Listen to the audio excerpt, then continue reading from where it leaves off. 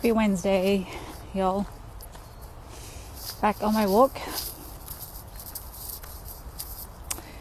And I'm going to make this very short video before I put my phone away, because this is another update in my series around my own identity shift. I can't tell you how long it's going to take. I don't know where I'm in the process. I feel like I've been in it for 2 years. Who knows? But I'm coming up against, let's say, another point of friction where it's feeling uncomfortable. So I'm documenting what I'm doing as I'm learning. So yesterday I shared about how to have someone to keep you accountable, to have support. Because although this is an internal process on your own, at some stage it does help to have. So as I was saying, it helps to have help.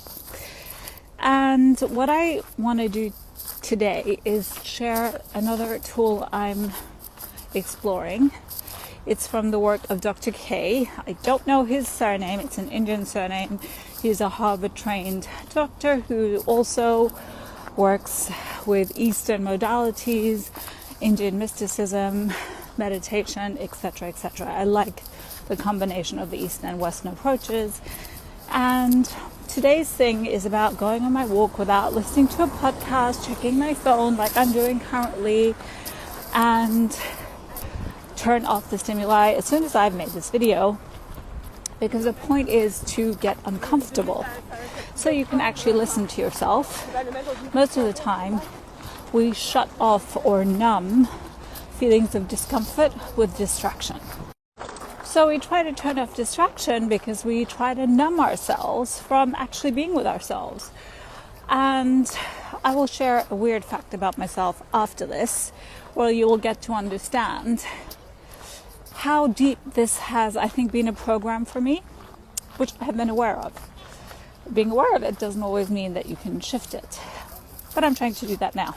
So back to turning off stimulation from the external world in order to be able to listen to yourself. And the point is to get bored. So anytime we feel like we're getting bored, we reach for our phones, a book, shopping, any kind of addictions, as a way to have an escape from feeling bored. So we are aiming to get bored because a lot of the time we're numbing out without consciously being aware that we're numbing out, which means that we're always dependent on external stimulation, distraction, other people's voices, looking at reels, listening to podcasts to get away from the feelings of discomfort that arise when you get bored. Do you remember when you were a kid? Well, I was born in the late 70s, so I still remember the time before the internet, before mobile phones, where we would sometimes be bored as kids. And I would say the millennials, the new generation, probably don't know what it feels like to be bored and have to entertain yourself. And according to Dr. K, it's in this moment of boredom that your body tries to find solutions. So according to Dr. K, I tagged him in my last story, Healthy Gamer, GG.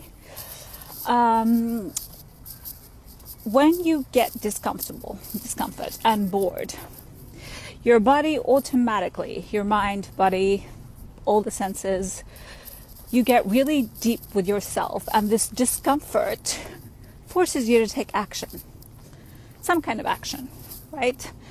It basically allows you to listen to your own internal world, which our modern world, due to technology, we try to escape. And as you know, my work around sovereignty, this is another layer of getting in touch with yourself, which I wasn't aware of. How can we listen to ourselves when we're always connected to the external world digitally? We don't know how long it will take to get a solution, whatever that solution might be for you. And if you know about Eastern meditative practices, without all the visualization stuff, which is quite new age, mostly ancient Vedic traditions tell us to observe our thoughts and allow them to drift without attaching to them, right? And when we listen to a guided meditation, that's actually a tool. It helps because we're, again, listening to an external source.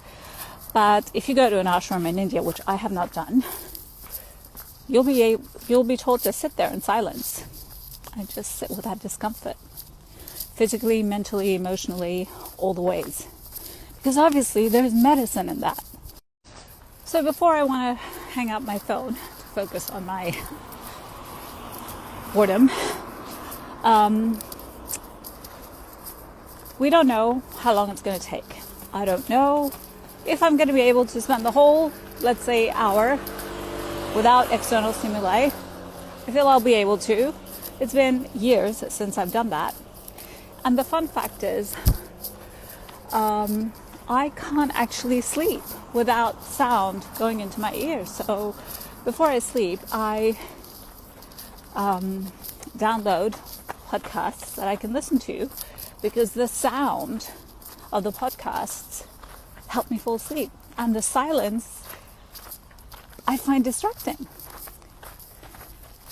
Anyone else like that? I know it's not healthy, and it's something that I'm going to explore later.